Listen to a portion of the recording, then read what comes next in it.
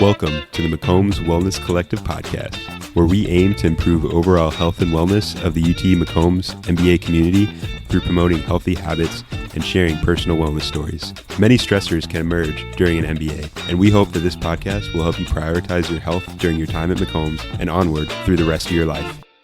All right, we are back at the Wellness Collective at McCombs, recording another podcast this week. We're here with first-year MBA Robert Allen. Robert just recently transitioned out of the Marine Corps. He was a aviator, a pilot, and he's also a yogi. So we're going to go into health and fitness, wellness.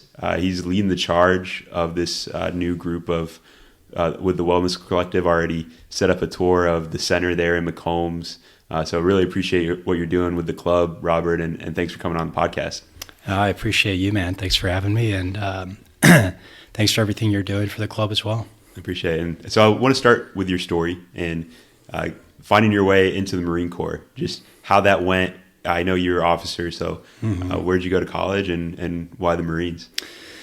Yeah, so I guess taking it back a little bit before that, I was born in Richmond, Virginia. The community I was born into is pretty much the same as Todd.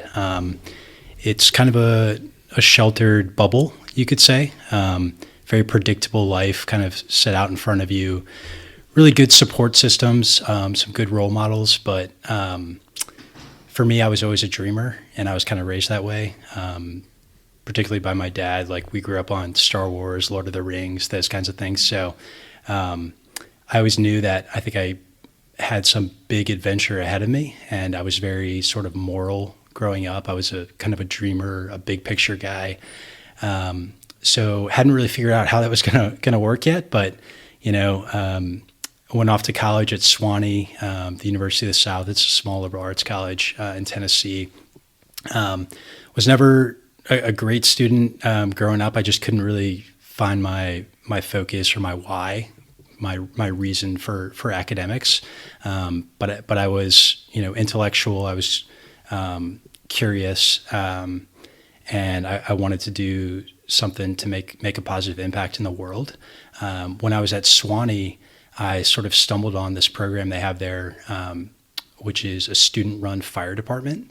There's actually, like, the town is so small in Middle Tennessee and Appalachia, and the surrounding areas are kind of poor and rural, that the college is actually the biggest source of emergency services for the entire county. Wow. So it's a student-led, student-run fire department that does real-world stuff, crawling through burning buildings and cutting people out of cars and living together in a firehouse and running out of class to go answer the bell.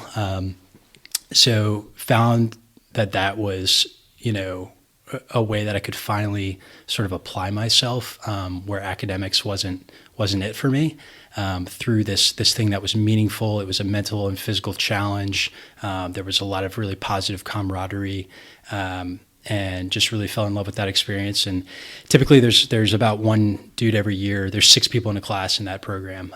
There's one dude every year that would typically go to officer candidate school to go in the military. And it was usually the Marine Corps.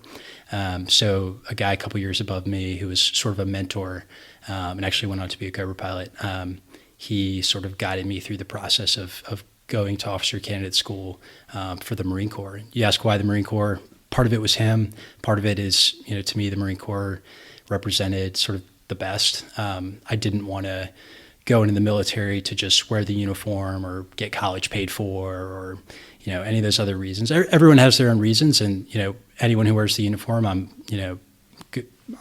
happy for that and proud of them. But for me, I wanted to do the high-speed, dangerous, sexiest job that I could, and that was ended up being an attack pilot.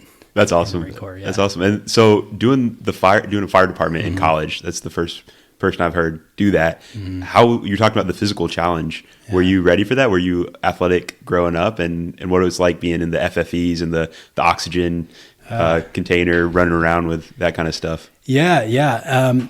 I was athletic growing up. I just hadn't really, stuck with a sport through high school. But I think fitness and physical fitness was something I understood and valued. But yeah, it definitely took off more in the fire department, especially with that camaraderie where we would kind of go to the gym together, and I could really feel that there was a sort of a life and death purpose for being in shape. So yeah, the training was kind of challenging for that, as you'd expect with a bunch of like young 20-year-old dudes kind of putting each other through a process. But I love that physical aspect of it as well. Do you think it set you up well for OCS? Because I've only heard stories of OCS, and it sounds pretty brutal. Yeah, I mean, Marine Corps OCS, I think it is tough, but I think I was set up. I think you have to be honest. Like, you're not going to get accepted into that program unless you run pretty much a perfect physical fitness test, and you're coming from a background where you already understand fitness just to qualify to go. So I would say it's more of like a prerequisite to go there. It's not something they really teach you. And I think that, probably being in the fire department, that lifestyle, and that level of fitness probably served me well going to OCS for the Marine Corps. Yeah. Yeah. You said your dad was a big influence growing up. And what about any other motivating whether people, content, ideas that really pushed you to want to be the best and want to push yourself to your limits? Yeah. I think, I don't know, maybe there's a few different ways to answer that, but like I said, I was always kind of a dreamer as far as wanting to go out and do those kind of dangerous things, push myself to my limits, test myself, go on those adventures. I think that probably came from, kind of growing up in that bubble I described, where we were under a lot of pressure, but it was mostly pressure towards academics and to kind of go off and do something like be a doctor or a lawyer. So I think I felt some frustration where I kind of knew that wasn't my path. And, I knew I had a lot to offer the world, but sitting still in school and going through all the classes year after year wasn't really a way that I was able to express my full potential, I think. So I think it was sort of a combination of being driven and having positive pressure put on me to succeed, and also not finding that outlet yet. And yeah, I don't know. I mean, growing up, my mom was from New York. So when I was a little kid, we used to go up there, and it was sort of like being exposed to like a bigger world, where West End Richmond is very small. So I think those were sort of early influences that made me want to go out there and do something a little bit more extreme and adventurous and moral. Did you ever have any challenges, any doubts, like on your path, like through going to OCS, where maybe I'm not cut out for this, or maybe I'm straying down the wrong path? Man, I would say, looking back, probably not. I mean, I was so single-minded when I decided I wanted to do this, and it's kind of just the way I am in general. Like, if I decide something is important to me, I am all in, and it's like, this is plan A and there's no plan B. And that's how I approached OCS. And it was definitely challenging, but one of the things I learned there that I still carry to this day is mind over body. And, there were people there, everyone's physically fit, but there were people there that were more physically fit than me. But I saw that they would sometimes get injured, or their bodies would deteriorate, or they wouldn't make it through a training evolution. And it wasn't really because of their physical fitness. It was because of their mental willpower, their mental discipline. They weren't prepared as well, or they didn't do that one extra thing that would have taken away 5 more minutes of sleep to prepare for the next day, or something in their subconscious. They didn't really want to be there when the times got really tough, and they weren't planting their feet on the hike as well, and rolled an ankle. And then, once you're injured, it's kind of a struggle. So it was, for me, I don't know if I even allowed myself any room for doubt, because I was just so focused and wanted to be there so badly, Yeah, that intense focus and motivation sounds pretty powerful, and it got you through OCS. You're commissioned as an officer in the Marine Corps. Yeah. Did you know when you signed up that you were going to be a Cobra pilot? No. So the way it works in the Marine Corps, you can go in to officer candidate school with a ground or an air contract. So the ground contract is like basically everything except a pilot. And then you find out your specialty after the basic school, which comes after officer candidate school. Not to make this story too confusing, but it's just another level of training. If you have an air contract, that is basically guaranteeing you, if you make it through all this sort of infantry-based training of officer candidate school and the basic school, which together lasts about a year, that you will be guaranteed a spot in flight school to compete for becoming a pilot. So I had an air contract, so I knew from the beginning that I was, at least if I made it through all that stuff, that I was going to have a chance to go to flight school. Okay. But I didn't know what platform I was going to fly, because that all gets decided. Flight school lasts minimum of 2 years in the Navy Marine Corps, and you sort of get whittled down to a more specific category, you could say, of aircraft as you progress. Like when you go in, everybody's like general, right? And then maybe a year in, you break off, and some people go to fixed wing, and some people will go to rotary wing, which is helicopters. And then from there, another 6 months or a year, you break off even further. You fly a specific type of jet or a specific type of helicopter, and that kind of process evolves over a few years. So I didn't know I was going to be a Cobra pilot till they told me I was going to San Diego to be a Cobra pilot. Yeah. How was that in flight school? So did you have going in a preference to, did you want to do jets? Did you want to do rotary? And I know you guys have some physical tests, like you have a super long swim you have to do. Was it more a mental challenge, or was there also a physical aspect to it?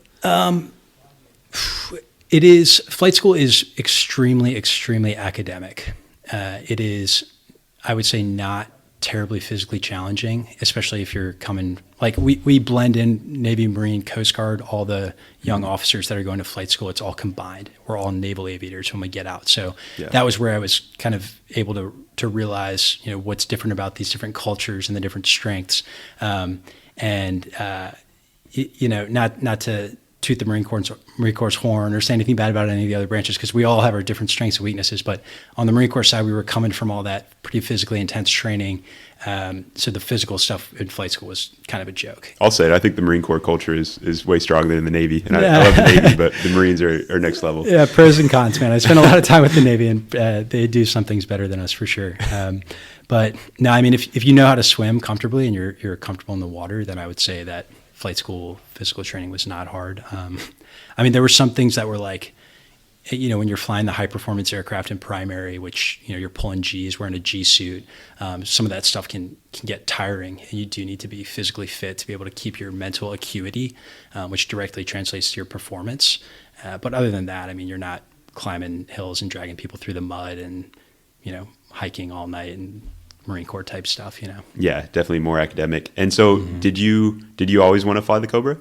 Yeah. So, like I said earlier, I knew that I wanted to do the most dangerous, most like in the fight sort of frontline, type of job that there was. And I wanted to be a shooter. I wanted to be the one out there, at the very front, tip of the spear. I wanted to be in combat, and I wanted to do the dirty work, and for me, that was either being fixed wing, being a jet pilot, flying F-18s or Harriers, or now F-35s, or it was going and flying skids, which are Cobras and Hueys, light attack. Yeah. So I guess, partway through flight school, there were some, we don't need to get into this too much, but there was a lot of difficulty in the jet community at that time as they were transitioning platforms, and it was just not a good place to be. The Cobra community was definitely kind of thriving at that point. They had just got a new aircraft, and there were opportunities to go to San Diego for that. And then just in flight school, you're being coached by fleet pilots that come back that, they have a primary aircraft like, F-18s or Cobras or cargo helicopters or P-3 plane, like Navy planes. And so you get a sense from your instructors, like what the different cultures are like, and, what you might want to do based on that. And I remember the Cobra pilots just being so professional, so demanding, and just taking their job so seriously and almost being like a culture within a culture. And they just had this thing that nobody else really seemed to have, like this intensity and this pride. And I remember at one point in flight school, one of our instructors after a flight asked us what we wanted to fly, just casually, me and my wingman on that flight as students. And my wingman was like, oh, I think I want to fly jets. He was like, all right. And I was like, I think I want to fly Cobras. And he looked at me like I asked if I could date his sister, like, because he was a Cobra pilot. And he just looked at me with such disgust, like, do you in his eyes, it was like, he didn't even say it, but it was like, you think you have what it takes to fly my aircraft challenge and deploy with my buddies from the squadron. And yeah, that kind of thing just really attracted me at that time in my life. Yeah. That's awesome. How are those wanting to go into combat, wanting the best, that challenge? What type of like mental kind of mindset things did you use in the Marine Corps that you think are going to be helpful as you transition here in your MBA that you're going to take with you? Yeah, man. I think, maybe not specifically to that, but I guess some of the mindset stuff that we learned or that we conditioned ourselves to that I think will serve me well and has already served me well to an extent is, there's very much like a mission first mentality in the squadron and probably in the military overall, I would say, although to different extents in different communities, where, the mindset is never, it's not an excuse-based mindset, it's a solutions-based mindset. It's a mindset of doing what it takes to get the job done, of focusing, of doing what matters, not what feels good. And I think that is, just kind of the mentality you have to have in attack aviation and, other communities as well in the military that I think is kind of an intangible that unless you're sort of conditioned through that, at least for me, I can't see myself being able to acquire that in any other way outside of being in a job that was daily, like a life and death sort of proposition. So I'm pretty grateful for that, and I think that will help me transition. Of course, the other side of the coin is like being able to chill out and like find balance is hard as well. Like if I'm working on something and it's not important to me, I'm kind of like an all in or all out kind of guy. So like I was saying earlier, like I was all in on being a Cobra pilot, but now I'm trying to kind of like step back and find balance and find a way to be like, have the appropriate amount of commitment and devotion to something without just like going ham on it and basically burning out and having no balance in my life, Yeah, well, that reminds me of yoga and how you're so into yoga, the focus, the balance aspect of it. Yeah. And when did that start playing a role in your life? Like when did you start getting into yoga? Yeah, man. I love talking about yoga. So I started doing yoga around the time I was telling you when I was a firefighter, getting ready to go to officer candidate school. I was training really hard. I was lifting heavy and going on long runs and like, all that kind of stuff. And I was doing it for injury prevention, for flexibility and injury prevention, maybe, 2 or 3 times a week, but it was like the P90X DVD version, if you're familiar. Yeah, Tony Horton. Yeah. So there's like no sort of like spiritual aspect to it at all. It was purely for injury prevention and flexibility. And then when I was out based in San Diego for most of my time in the military, that is like, Southern California, North County, San Diego, in my opinion, the best place in the world. It's a very rich kind of like spiritual yoga scene there, wellness scene in general. And so I started doing yoga there on weekends, and I found that like, my work life, especially during the week was pretty stressful, and combined with a lot of kind of back pain issues that pilots have. Yeah. I found that going to yoga on the weekend was a way to just really slow things down and decompress and have some time alone, in addition to kind of helping with my back pain. And that was sort of like my first inroad to, maybe there's more to yoga than just flexibility and injury prevention. And just being immersed in that Southern California culture, I started to learn more about, meditation and other aspects of yoga. And I thought, once I get out of the military and I have some time to pursue some things, I'm going to go really deep into yoga and see what else this has to offer and explore it more deeply. So that's what I did after I got out of the military. I spent about a year traveling after I got out, went all over the world, and part of it was I went to India for about 2 months, and I did a yoga teacher training in southern India for about 6 weeks, and it was just a full immersion, like living in a little hut on the beach, like eating potato slop for 3 meals a day, like 6 hours of yoga every day, wow. Meditation sessions. Like they'd have people from the ashram come in and speak about philosophy. And so, yeah, it was the deep dive I wanted in yoga. And that really taught me, when I was transitioning, going on this sort of trip, which, part of it was my spiritual cup was pretty empty at the end of my time in the military. I was really worn out. I was, very fatigued, like mentally, spiritually, physically. And I just needed to kind of like recharge and reassess and find some meaning again. Yeah. And I think that, what I learned about yoga in India, which we can get into if you want, is that it's more of it's more than just the physical practice. There's a lot more that goes into it, and a lot more that you can get out of it. Is there a certain type of yoga? Like, does it have a name? Like, if someone wanted to look it up? Yeah. So, man, really, there's one type of yoga that's existed for at least 5,000 years that originated in what's now Pakistan, in the Indus River Valley, and that.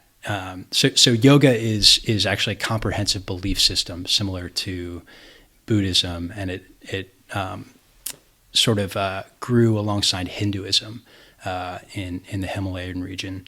And what we know as yoga, what I think you're asking about, is the asana. That's the physical practice. Yeah. But that is just one step in a 8-step process to achieve enlightenment through meditation.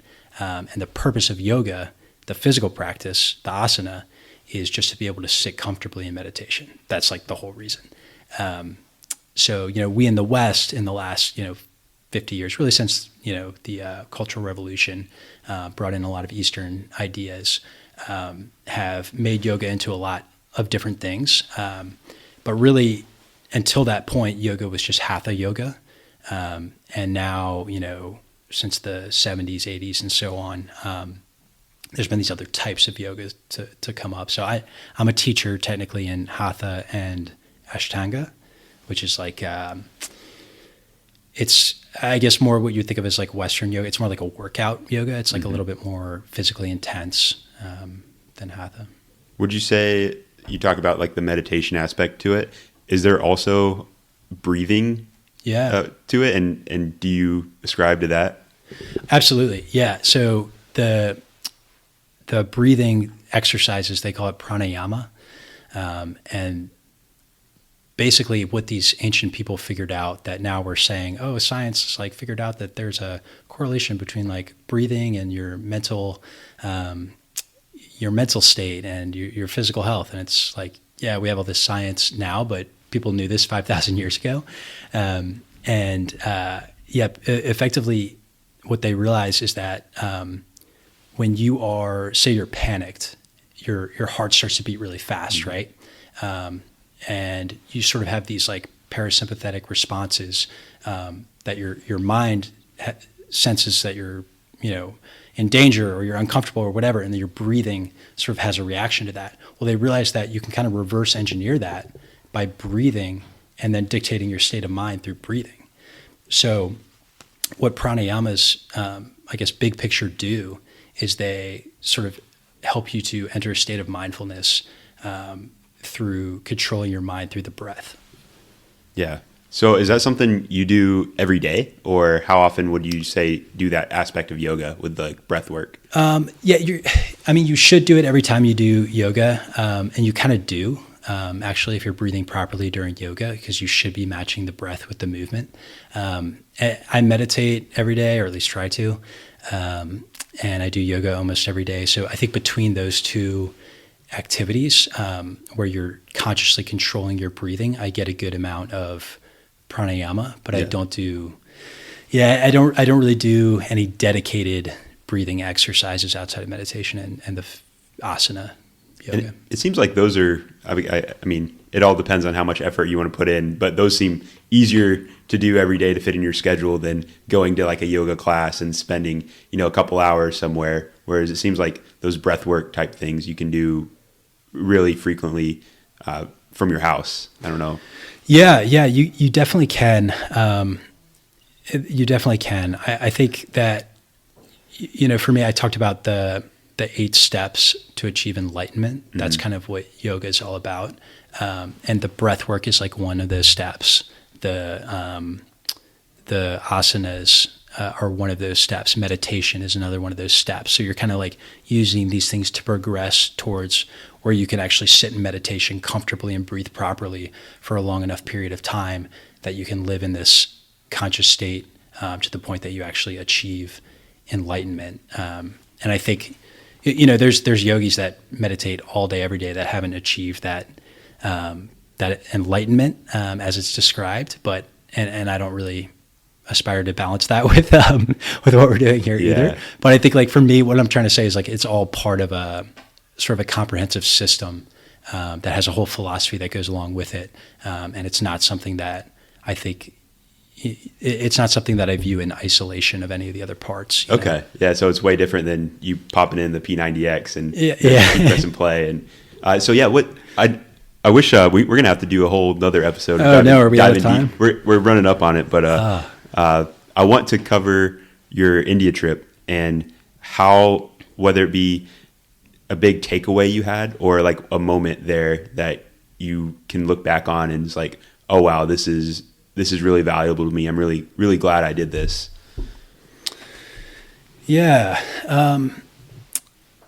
I think I remember, I remember one day there where I was just spending a lot of time unplugged. Every day I was there spending a lot of time unplugged in this very regimented lifestyle, and doing a lot of journaling and a lot of introspection, a lot of, philosophy outside of just the curriculum. And I remember like after a few weeks there, I just had this like kind of like epiphany of positivity, where I realized that, there had been so much negativity that had built up about sort of my time in the military,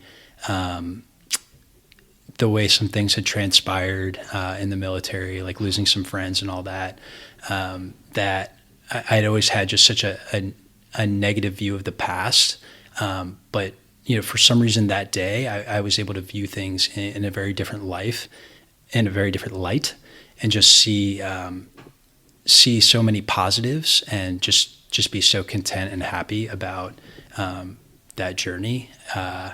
That's something I regularly try to, that's a moment and a state of mind that I regularly try to bring myself back to, if I feel myself going down dark roads, What do you think about that environment that led you to have those kind of thoughts that you weren't having in your day-to-day life here in the States? Yeah.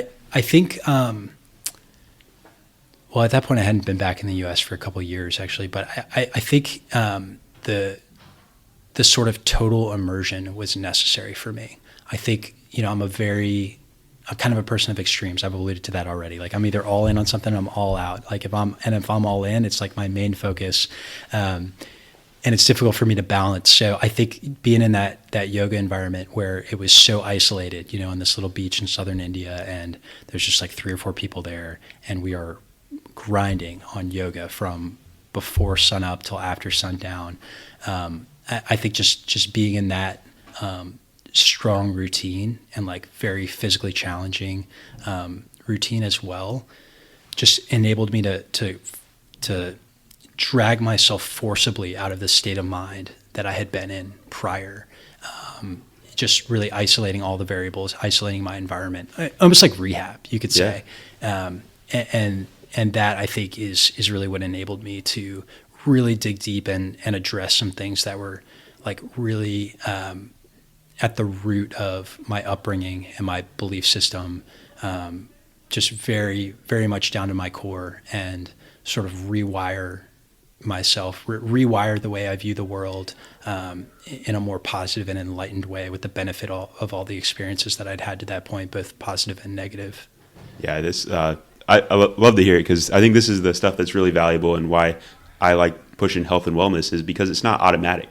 It seems like it takes work, and it's different work for different people, and they're going to find their own path. But it's not something you can just, glide and it's just going to happen. Man, I'm so glad you said that, because I know we're running out of time, but like one thing I really want to say about wellness is like, I think wellness, and I don't want to sound harsh, but I think like wellness often in our society gets conflated with weakness. That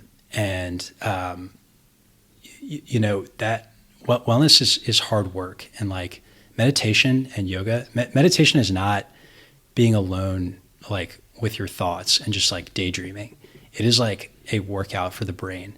And if you want to be well and you want to experience wellness and happiness, you have to discipline yourself. Like self-discipline and introspection is the only way I've been able to sort of climb out of some negative and dark times in my life. And that's hard, and you have to really choose the high road and force yourself into positive habits. And that doesn't come easy. Like wellness is not just going out and hanging out for taking a mental health day is kind of what people say, but I have kind of a different take on it. And I hope people can find their own wellness through self-discipline and through those kinds of experiences I described. Yeah. So if people listening want to get on the path of, they want to learn maybe more about meditation or yoga, what would you recommend them Google or search? Go ask you. Yeah. Please come talk to me. I'll talk to you, as you can already tell, for hours about this stuff and just enjoy it. I love sharing my experience with it. And there's definitely some resources that I'd recommend. One is, the Bible for meditation is called The Miracle of Mindfulness. It's a short book written by or translated on behalf of a Vietnamese monk who lived in, he was doing his work in like the 1960s. I've actually been to his temple in Vietnam. It's pretty wild. And that is like a must read. It's written for a Western audience on like how to meditate with a sort of Eastern mentality. That's a must read. And then a podcast that I love is called The Secular Buddhist, or Secular Buddhism, something like that. I've listened to like probably 100 hours of that podcast or more. And that is this guy who is basically explaining Buddhism in a non woo-woo way. Mm-hmm. He is just, laying out sort of the core tenets of the philosophy in a way that really makes sense and is really digestible. So I'd really recommend that as well. The first 5 episodes are just him kind of explaining what Buddhism is. That's something I think people could benefit from too. Yeah, we'll put links to those in the show notes so people can check them out. And just thank you so much, Robert, for hopping on the podcast and sharing your story. We're going to definitely have to do this again, because there's just so much we could have dove in there with yoga, and then the Marine Corps. We did, I'm sure you had a whole career before too. So thank you for your time, and hook 'em horns. Oh, thank you, man. Yeah, I really appreciate it, Mike. And we gotta talk more for sure. I'm happy to talk to anybody out there about any of this stuff too at any time. Just hit me up. All right. See ya. Thank you for listening to the McCombs Wellness Collective podcast, where we record weekly episodes during the semester to promote healthy habits and learn about personal wellness journeys. Stay well, my friends, and hook 'em horns.